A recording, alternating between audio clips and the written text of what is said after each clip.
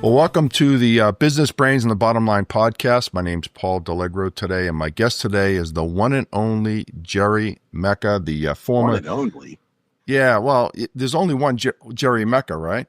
I don't know. There might be another one. I know there's a Gerald somewhere. I've been misidentified a couple of times. Some Georgia lottery guy. There you go. Well, as long as they're giving you money, that's okay. That's a big deal for sure. But Gerry, you're the former global CIO for Tropicana Orange Juice. Technical guy. I'm in the same field. I was never a CIO though, and a totally rewired Renaissance man. What do you think? That's a nice title. That. I need to get a hat though. I mean, I feel like I'm, should have had a hat on. Well, so I thank Sia for this hat, by the way. It was her idea when he first started the podcast to have a different look. So this is my shtick. I don't know. I guess it's working. It looks good. It fits. If I was at the house doing this versus here at the hospital, I would have had a baseball cap on, and you would have seen my memorabilia in the background. But here you've got the office backdrop, which is a real office. It's a real cabinet with real stuff in it. Yeah. So you actually have a real job now, Gerry. Yeah, I do. A real job that is of a philanthropic vein. I've been, involved with Scottish Rite really most of my life. My brother Randy was a patient of the Shriners Hospital in Philadelphia, and then when we moved to Texas, we were still, in our teens, and he became a patient of what was called the Texas Scottish Rite Hospital for Children. Actually, they called it for crippled children. They don't use that term anymore. But if it hadn't been for Scottish Rite, my family would have been set back a fair amount of money to cover his medical costs. So it with a family as big as mine, I have 4 brothers and 3 sisters. So Mom and Dad had a lot to take care of. For sure. Excuse me. Well, I'm glad to see that they help. I firmly believe that one of the strengths of a society is to be able to help the truly needy. Yeah. Right? Not people that just don't want to get a job and need handouts. I'm saying that families that really, truly need help. I don't mind contributing my tax dollars to someone like that. I'm going to hit you up, dude. We have a baseball tournament coming up in, I guess it's August 10th, and it's everything we raise goes to the hospital. And I've been doing that for many, many years. But even before I was playing baseball, right out of college, my first job, I convinced them to make Scottish Rite at one of their charities. And I've done that with each different company I've worked at, except Tropicana. Actually, Tropicana did help. They sponsored the one of the beverages. They make Izzy, which is a sparkling beverage, and they donated product, and the baseball players all got to sample it there at the stadium. So it worked out for everybody. But right now I'm managing the conference center and event center down here to make not only make sure that it is working as designed, but also put together a long-term strategy on keeping it current and upgrading all the technology. You can imagine when a hospital makes an investment, they tend to think it's going to last for 20 years, and tech doesn't last that long, as we all know. Yeah. So, well, speaking of tech, you've been in the technology field for a long time. Yeah, all my life. Yeah. So did you get a degree in any type of technology, or is this something you got into later? No, my sister started a company called Ingram Micro, and for those who are watching, look it up. It's enormous. But I thought, well, maybe I'll go to work there when I get out of college. So I just raced through college to get a degree. Yeah, I got a degree in communications and a minor in business, and which was helpful. But I joined her company right out of college after looking at a couple other jobs. She just kept topping the offer. It's good to have a sister in the business. Yeah, nice. And I jumped on the phone doing technical support on the sales. And because I was always a geek, Yeah, or a nerd. A geek is more of a game person, isn't that right? Whereas I'm a nerd, so I'm more of a techie person. But in any event, the local Radio Shack became my hangout, which is very common. I heard that same story out of Dell.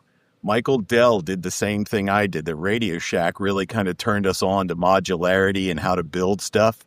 I had no idea until I read his book, but yeah, the moved into college and said, you know what, as soon as I can get out of here, I'm going to get into the tech world.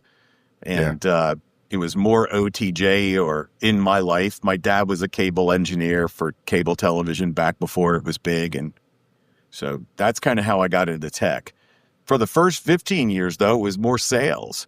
yeah, I was working at a manufacturer and a distributor, and they needed people to explain it. And then at some point, the business was going so crazy that they gave me a salesman number, and I just started writing orders, and yeah, I was pretty good at it. And then an old college roommate got the IT business handed to him. He was a finance guy, and he's going, "Hey, I don't know this space. I'm not going to tell anybody I don't. Would you come join us?" And I moved on to the practitioner side, and I basically was inside corporate IT ever since. yeah. That was Nice. ConocoPhillips. Yeah, Or it was actually Burlington Resources at the time. yeah. Well, as you know, Gerry, you mentioned it earlier. I've only been in technology for maybe 15 years. I got into technology a little later in my career, but even in that 15 years, it's amazing the shifts and changes in technology. Yeah, for sure. And one of the things we had talked about was the big buzzword now. I mean, a few years back was transformation and IT transformation. Now the big one is AI. That seems to be everything everyone's talking about, and how people can use it and monetize it. What's your take on that? Because everyone has a little different spin on it. And I'm decidedly AI is better than the negatives, in my opinion. Again, okay, obviously the reality will bear. And of course, you and I did the review of that movie, which was chock full of AI. But yeah, we'll let people look at that separately. It was pretty fun. yeah, But in any event, I'm a big believer in it. I find that I'm fascinated by my brain, and yours for that matter, that stuff goes in, but it doesn't all get reused. yeah, And the thing that impresses me the most about AI is that everything that goes in stays top of mind, if you will. And the LLM, of course, learns, and sometimes it learns bad stuff. It doesn't have the ability to distinguish a lot of fact from fiction, so humans still play a big role in yeah, making it right. But I'm definitely a big believer in it, and for sure in the IT world with agentic, we've got too much going on there that is just an absolute waste of people time, that folks with brains should be free to do smarter and better things for companies than answering the same phone call to password reset or to connect your printer yeah, or to find the closest Wi-Fi spot. It should just be automatic. yeah, yeah. So I agree with you, Gerry. I think there's a lot of good that comes out of AI. It can make companies more productive, and it can make employees more productive. Unfortunately, there's the nefarious piece of it where the bad actors out there are going to use it to their advantage. I mean, what are your thoughts on that? I mean, again, I think we know the AI outweighs the bad, but you never know, right? We'll see. Like that movie like you mentioned earlier, that movie we did, Yeah. that was crazy AI, right? Yeah. And unchecked, well, the best thing we could do. So this is sort of to start with a strategy. AI is here. It's not coming. It's not gonna happen. It is so here that if we don't take advantage of putting our best and brightest to learn about AI and also head off many of those bad actors at the pass. You know, it reminds me of, you know, any bad thing, whether it was, you know, I don't know, the 50s when, you know, gangs started selling drugs. People would say it was going on, but no one was really doing anything about it. And we waited too long because now it's just everywhere. So we really have a unique opportunity to get ahead of it. And I think we're neck and neck. Yes. Today there's an AI generated bad actor that's going to get some benefit out of it. There's billions of dollars to be, and this is the same in any of the cyber security questions. But it's going to become more and more process and technology heading off the security issues than it is smart guys looking at screens and seeing something. I can remember when Computer Associates came out with something called Nugents. I don't remember actually. that? You shouldn't, because it didn't last very long. But the whole point was they were trying to be way ahead of this, saying that they could predict and see and sense and learn. But really, it's we've got the compute and we've got the math and we've got the people all kind of coming together at the same time. And those are those moments and quantum is going to take it to a ridiculous level. So before that happens, they're talking about quantum readiness right now, but before companies really get out there and are able to actually afford and invest in quantum computing, we have to have this sort of force to prevent that being used in a bad way. Oligarchs and governments are able to invest in quantum, and they need to, and we should be spending money. Forget who's in office. Whoever the president is, who should be making major investments in quantum computing, artificial intelligence, and not with all the bad. So much of what goes on is all about national security. It should be for the good of the world. I think the biggest asset to AI that I see coming is in healthcare, right? There's no doubt in my mind, coming up with cures, coming up with diagnoses, right? So we go to the doctors, right? They take some blood samples, they do some testing, and then they go like this. Well, I think it's this. And sometimes I walk out of the doctor's office and I go, is he guessing or what is he doing here? And no, you're right. I don't even think it's necessary for us to go to the doctor. Yeah. I don't want doctors to lose their jobs either, but I should be able to take a blood sample at my house, a urine sample and a fecal sample, and put it into a home-based mechanism that will report to me everything I need to know about me and what might be happening about me. And because of the LLM related to that type of diagnosis, it's going to tell me percentages of likelihood. I have plants all over my house, outdoors, and I didn't even know what they were. So I went around and I just took pictures of it and I ran it through an AI engine, and it wouldn't say it's definitely this. It would say 73% likelihood it's this, 2% this, 20% that. And, in the end, I'd find out what it was. It worked. But the whole point is it works. I completely agree with you, Gerry. Obviously, the doctors get paid every time we walk into their office. So if you've got a hangnail, you got to come see me. And I agree with you. We should do, there's more either televisits, unless someone's putting a scalpel to you, you don't need to see them. That's right. And I want there to be enough of that evolution of the doctor from when he is in GP to where he specializes in something like suturing a brain issue.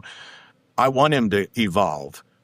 But I really think at the end of the day, we don't need the guy or the gal who's telling us, you most likely have this or that or you got a cold. Okay, great. At least it's not the flu. Well, it's probably not the flu because we took a test and there's no cold, whatever. No, I completely. We should be able to do all that at the house. I agree. And and talk about technology. There's got to be a way for, and it's probably already there, that I'm on a call with you right now, right? You're the doctor, I'm the patient. There's got to be a way for him to take my vitals right now, right? That's right. However we do that, however we have apparatus here that ties into the computer that sends him data. He can take my temperature, he can take my blood pressure, all the vitals, and take blood. That's right.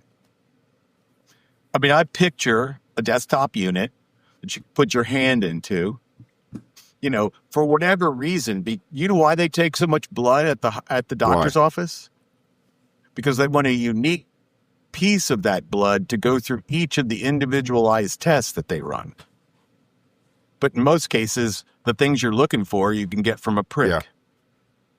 So, and if it's done right there with a system that is pulling your blood into, or your, whatever, your urine, maybe you have to put that in a vessel, and it's going directly into systems that are analyzing it and spitting it back out on the other end. I still can't figure out why it takes weeks to determine somebody is a DNA match. But I think this is all going to change with quantum. Really? I believe the compute limits are on the verge of being exceeded beyond our dreams. You said it earlier that, we're techs and it's hard to stay up on top of everything. I don't want to. I think I've built a muscle that allows me to hire people who I know are staying on top of everything and shape them and lead them. Once upon a time, I would have put myself as the best hardware guy anyone would ever want to know. I'm talking modifying CPUs and adding bus and adding memory to computers back when you didn't have slots and you didn't have, all these options. But over time, things happen. And I just think that we have, you get the very point. good. So let's change a little direction here, Gerry. I know in your career you've been a high executive at a lot of big companies, and that role. I mean, as we start getting older and kind of, we're not retired yet, but we're getting to where do you see retirement going in general for people? Because I know I have my views on it. Like when my father retired, he sat in the couch and watched TV, right? What do you think? What do you think in the roles of guys like us who are kind of on the the sales side and the management side of things? Where do you see our lives going? What do you think to some odd? Because I don't want to sit in the couch and do nothing. No. And, I'm not going to say like I knew all the answers when I started doing what I've been doing, because some of it was trial and error. Maybe telling you the path I went through, the things I did wrong or didn't do optimally, that would maybe make someone listening to this go, that's a pretty good path. I think I'd like to take that too. So as soon as I left Tropicana, I hung my own shingle. The private equity firm that I'd worked with, some of those guys really liked me, and they had some other private equity businesses they were looking at but hadn't made investments in, but needed a seasoned technical guy. So they were in the $500 million range, not billions, and they weren't ready to hire on a full-time CIO. And so I became an interim CIO. Now, was that a full-time job, or was that No, it was 20 hours a week. And, it could have been full-time if I was willing to move up to Western Pennsylvania where they were. I'm not going to mention the company name, but they were about to buy their biggest competitor, or they just had. And they were trying to make some decisions, infrastructure and security-wise, to make themselves right as they were looking for their full-time CIO. Now, all that sounds great. And truth is, there's hundreds of opportunities out there like that. Finding them is hard. So once that gig started like March of 23, in July or August, I think they told me, hey, we found our guy. You're going to roll off in September. So by the 1st of August and the 1st of September, I was trying to find business to replace that revenue, because I kind of dug it. I was still making enough I wasn't eating into my retirement. I wasn't drawing down on investment income or anything. And so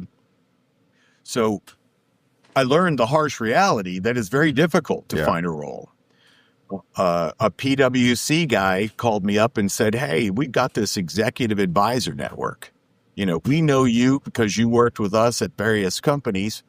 Why don't you sign up to be an executive advisor?" Which also sounded like a great opportunity. All I'm going to say is, unless you have the other parts of that mechanism, somebody like an AI assistant or some assistant in I don't know, Bangalore, who's taking calls for you and handling leads, you're busy doing the gig. So it's hard to be the chief sales guy at the same time. And so I learned a lot during that time frame that maybe though I loved it when it was turned on, when I had a job to do and I got great ratings and I got clients who tell you all this great stuff about me. But when it comes to, let's go ahead and say the full-time CIO jobs that were being posted, I was getting ghosted, or even I'd get to the finish line and they would go with a person. I think I told you this the other, it couldn't carry my gym bag, the freshman, and I didn't think about it quite. And still I'm not willing to accept this ageism crap, but I guess it is ageism. Yeah. To be beat me to the punch, Gerry. I was going to say, just, they should look when we were, it cracks me up. We have 80-year-old presidents. We have this model that tells you that is a good thing to have people that have been there, done that, forgot shit, learn new stuff, but filled and surrounded themselves with top people to achieve an objective. And to have that be, there is no way that the average 35 or 40-year-old guy, half of them have never even fired anybody. That used to be my question whenever I had my first interview and I was going to hire a VP. I would say, take me through this. Okay, so how many people have you hired in your career? And they'd tell me this great stuff. Oh, I built this team, built that. So now, how many did you fire? It would be like crickets. Every once in a while, you'd have a guy say, I was involved in a big riff. We had to assess the team. We had to carve up this. I'm like, okay, that's a guy who has the skins on the wall. They're rare. And, but what has happened, back to your original question, there was a time between 2000 and 2010 that some of the C-level organizations valued a chief technology leader in the C-suite. COO, CFO, CIO, and CEO. That's it. 4 C's.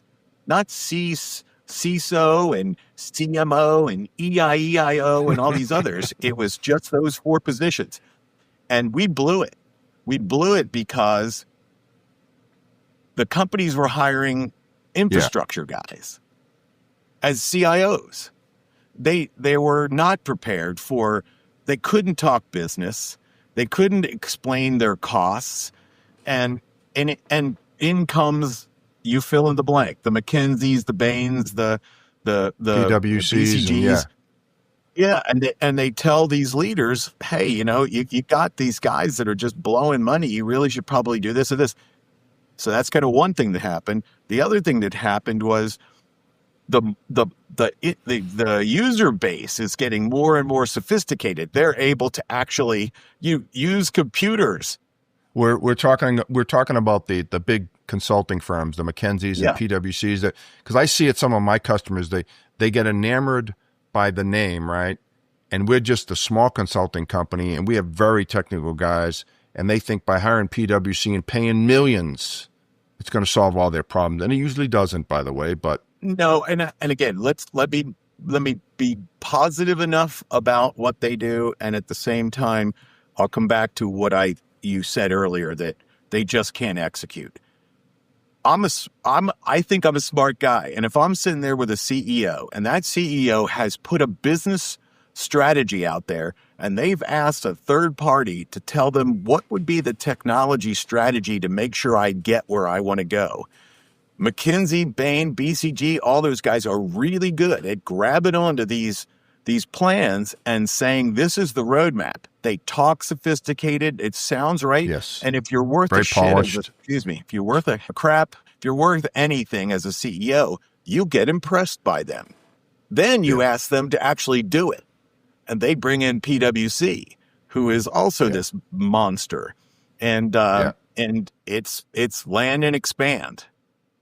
And the reality and they love to is, keep these projects, and these big consulting firms, they love to keep these projects going on for years and years. for sure, I would too. Right. I don't blame them. I just think that I blame the industry, and I don't mean them. I mean the CIO practitioners,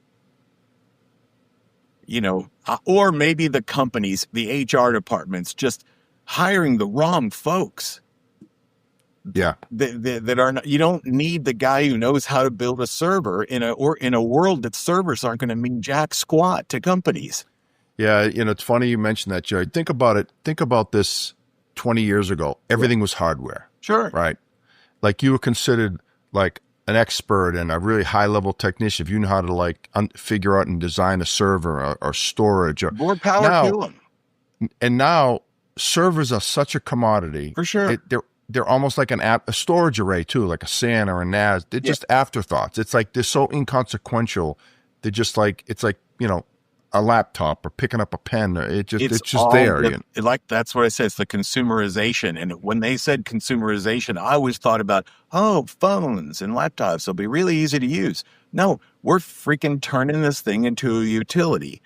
And why they need guys like you and me, frankly, is we understand how to apply technology to a business problem.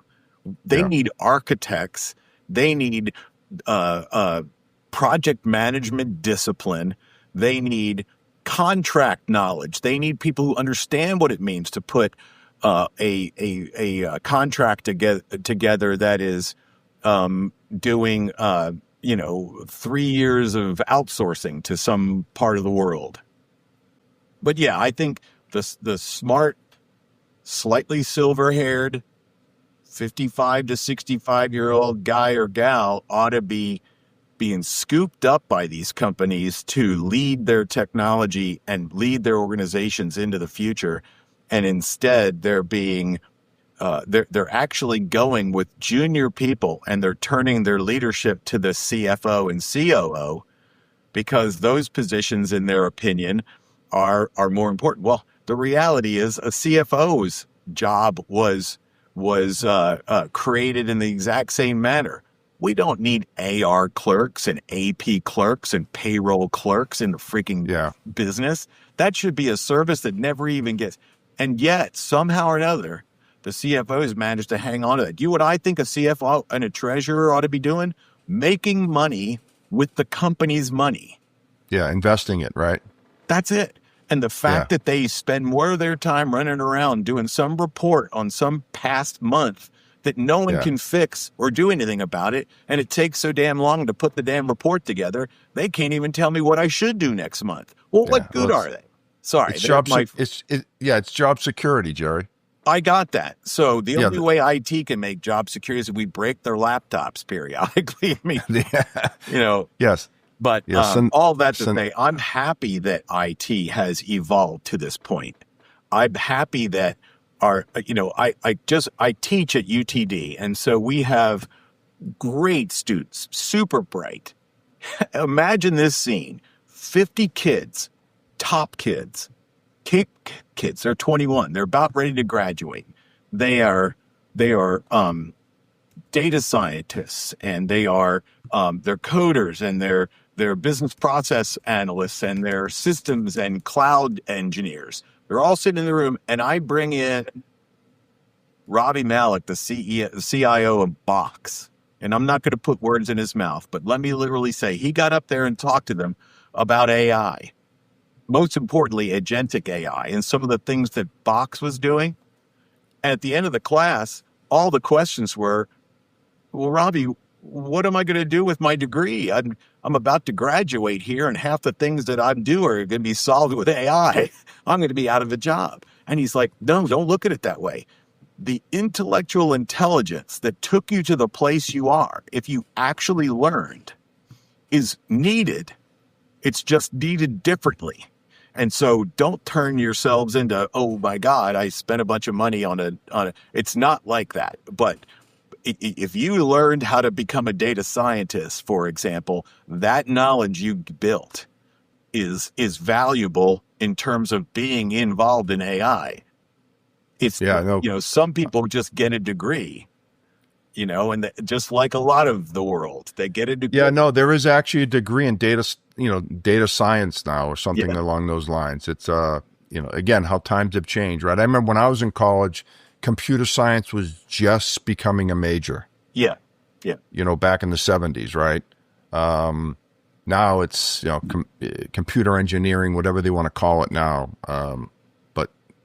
So I wish that there would be a movement in corporate America to reconnect with the seasoned IT leaders and pull them back into the workforce if they've been basically relegated to retirement. Conversely, I said, look, if I can't win in that playing field, I'm going to do something different.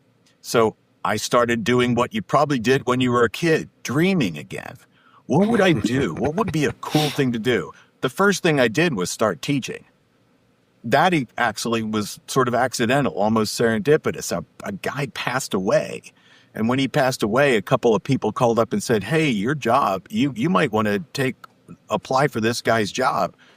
Long story short, I didn't get that job, but they liked me and said, why don't you teach our capstone?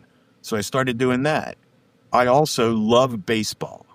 If we were on camera and I was at my house, I'd have a baseball hat on and you'd see all these plaques on the wall. I love baseball. I love coaching baseball. And I've been a coach forever. Well, the Texas Rangers have a youth academy. And I applied. They met me. They liked what I had to offer. And they didn't have a problem with my age. But I'm going to tell you right now, there were 22-year-old guys I'm coaching with and 50-year-old guys. They just say, can you communicate to these kids and teach them how to play the sport? And do have a credibility. You can't just walk out there and say, and then you can't throw a baseball because half the kids want to throw with you. But so I started doing that. And then, I chased 3 charities. I really wanted to get to work with the North Texas Food Bank. Didn't work out. And without going through all the other process, I made a phone call into Scottish Rite, really on a lark. I just said, hey, I'm looking for something, and they said, you know what, Gerry, it's not a CIO job. It's not an IT job. You'll really, I said, it's not about that. Right now, I'm piecing together things that I want to do. And I love it. Yeah. So you've got the baseball, right? Baseball. I got Scottish Rite. Teaching. I've got the a job that I can come to every day. If they give me the days that I need to teach off. So the hospital's great. Now I'm not hopefully setting this up for, somebody going, great, let's go apply to Scottish Rite. Not every position has this. You certainly can't be a doctor, but I also, I umpire, I consume I'm writing a book. I mean, to me, it's, and you're busy. I became a voice talent. I'm starting to do voiceover auditions. Nice. Because somebody said, hey, you have a pretty good voice. And I said, we could pay you to do some voiceovers. I was like, so I got an agent now. So, wow. And this is all, look, I'm 65, I'm not a young guy. Same here. Yeah. Same here. No, you've got it figured out. So we talked about this off camera about retirement, right? Like you've got so many hobbies that, some are making you money, some aren't. But when you go into retirement, you're going to still be as busy as you are today. I'm never going to stop. Yeah. Never going to stop. That's a lesson for everybody. I think that anybody that could do that, if I'm talking to guys and gals my age or approaching it, and they're trying to decide what to do with themselves, it's not just Walmart greeter. Yeah. Or being a It is or so being a starter. stereotypical, but you know what I'm saying. Yeah, or being a starter at the country club. That's right. Yeah, I 100%. I go out. I love going to the Ranger games. I love working there because they give you a big discount for tickets and memorabilia.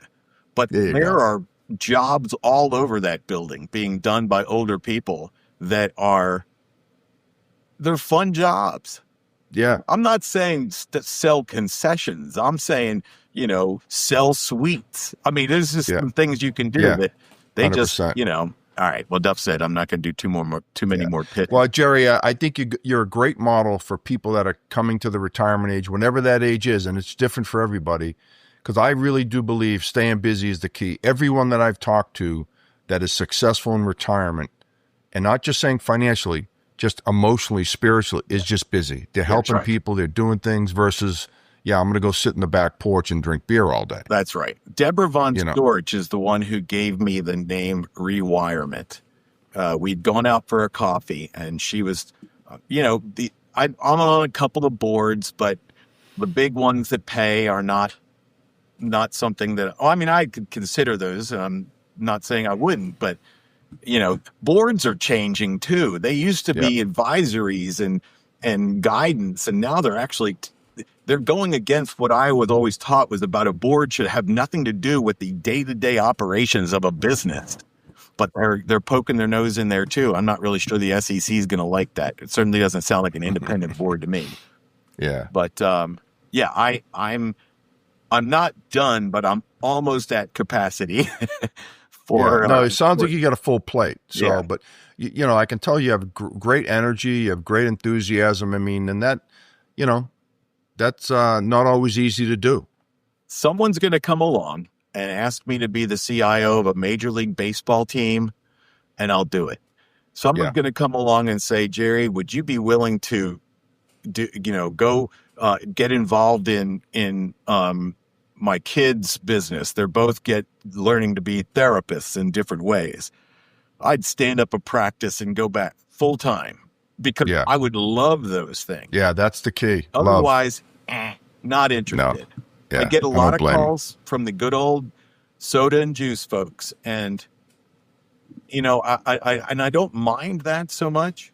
I don't want to be the CIO though. I want to be involved in the due diligence around private equity investments in those companies and deciding whether or not their tech is worth a crap or whether we should blow it up when we put the two companies together. That I'd like too. Yeah. But other than that, I'm happy doing what I'm doing, and I'll keep doing it as long as, I got my brain and my body, and I do spend a fair amount of time at the gym. You can't eat crappy and drink too much and all the rest of those things that mom would tell you anyway. Whatever mom's. No, I'm right with you, Gerry.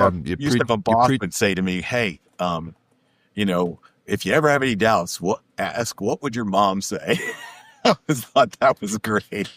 Yeah, that's true. It's your conscience. So, at any rate, Gerry, thanks for being on the show. I really appreciate it. And we touched on a lot of different subjects out here. If anyone wanted to get in touch with you, how would they do that? I'm going to say I have my consulting business still, which is called the EKG Group. And the most permanent email for reaching me is Gerry with a G, GERRY.Mecca at ekggroupllc.com. That's the easiest way. Cool. Well, I'm sure some major league executive is will listen, then they'll offer you a job. You may have to move though, because unless the Rangers. At this point, my daughter graduated from Arizona State. My son's, his sophomore year. Soon enough, I'll go anywhere. Yeah, that's awesome. I spent a fair amount of time in Baja California. Whew.